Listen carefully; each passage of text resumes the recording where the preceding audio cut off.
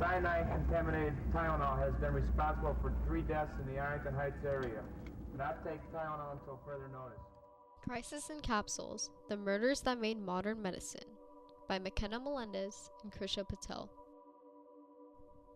On Wednesday, September 29, 1982, at 6:30 a.m., a 12-year-old girl named Mary Kellerman woke up feeling sick.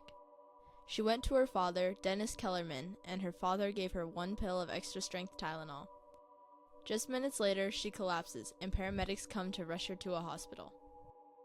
At 9:56 a.m. on the same day, she is pronounced dead. 6 more deaths occurred under similar circumstances within the following days. 3 within the Janus family, a woman named Paula Prince, another named Mary McFarland, and Mary Reiner. The cause? Extra-strength Tylenol pills laced with potassium cyanide. The average fatal dose size for cyanide is 1.52 milligrams per kilogram if exposure occurs orally. Labs tested the Tylenol pills that the victims ingested, and the results came back showing more than 1,000 times the necessary amount needed to have a fatal outcome. All victims nearly immediately died of cardiac arrest or fell into a coma. Chicago and the nation fell into a mass panic. Anyone who took Tylenol, now afraid they'd taken a laced pill. Their trust in common household medicine was lost, considering it had been assumed that medicine was generally safe. St. Luke's Medical Center in Chicago. It's the regional poison control center for the entire Chicago area. Poison specialist Lane Olaf. We've been receiving calls about once every 15 seconds. At Rush Presbyterian St. Luke's, we only have 3 poison lines, and they're lit up constantly ever since yesterday morning. No one knew how potassium cyanide got into the Tylenol, but the main issue was that there's no real safety seal on any over-the-counter medicine at the time. The bottle's safety measures were simple.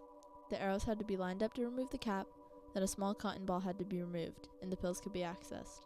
There was no paper seal over the mouth of the bottle, so anyone could get into the bottle and cover up their tracks easily. Along with these issues, pills commonly came in the form of capsules, which were easily opened or laced.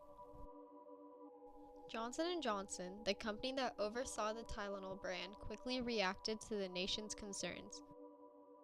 They ordered a nationwide recall on all Tylenol bottles with a specific lot number, resulting in 31 million bottles of Tylenol being pulled from stores across America. Problem with it, just hold on to the bottles. Don't take any Tylenol extra strength for the time being until you hear otherwise. 5 weeks after the incident, Tylenol began working on a new tamper-resistant kind of packaging. The packaging now included a glue-sealed cardboard box, a plastic seal around the lid, a child-proof cap, and a foil seal over the mouth of the bottle. Around the same time, the FDA released new guidelines. This was specifically for tamper-resistant packaging for over-the-counter human drug products.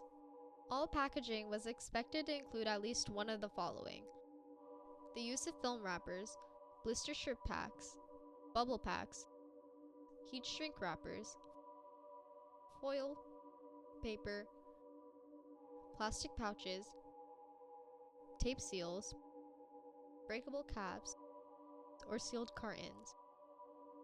The whole event affected the country on such a large scale that a bill was introduced to Congress on the 30th of November that same year. It aimed to make drug tampering a federal offense that could come with a prison sentence or fine or even both. This act was passed by the Senate on December 17th. On average, it takes several months for a bill to be passed or even get into Congress. But because this was such an urgent matter, it was passed in 19 days. In a matter of months, medicine went from being a product with safety that relied on trust to a product with visible protections. This crisis exposed a critical fault in America's medical safety system, forcing the nation to confront how unprotected everyday products truly were. The tragedy sparked reforms like tamper-resistant seals to strict FDA requirements and new federal laws, which reshaped how all over-the-counter medicines are packaged and protected. What happened in 1982 not only shocked the country, it revolutionized medical safety standards, consumer safety standards, and created protections that continue to save lives today.